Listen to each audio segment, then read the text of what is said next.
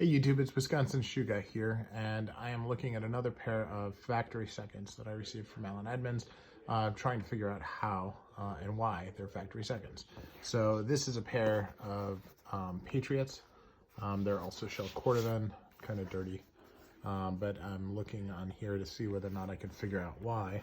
That looks like that's dirt, so that's certainly not why. Let's look at the stitching. There's some stitch that like comes out there. That might be why. Looking at the rest of the stitching around here, looking at the heel itself, looks pretty straight. I had these re-heeled and they didn't put a combination heel on, so that's one of the things that I'd like to take care of, but you can see that there's quite a bit of life left in the heel, so haven't done anything with it. The stitching itself, keeping in mind that, you know, these are pretty well used at this point, seems fine. You know, again, dirty, but not seeing anything that would make it or cause it to be an F2 on this shoe. So now let's look on this one. And you know, those of you who've watched my channel before know that these are unedited. I don't prep by actually looking at and understanding this stuff ahead of time. So you know, you're seeing this in real time the same time I'm doing it. Again, there's some loose threads there. That might be it. Another loose thread here.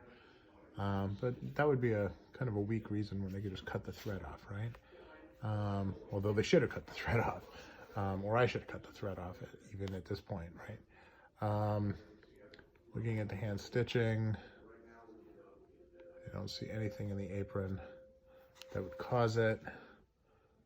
Again, I don't see anything there.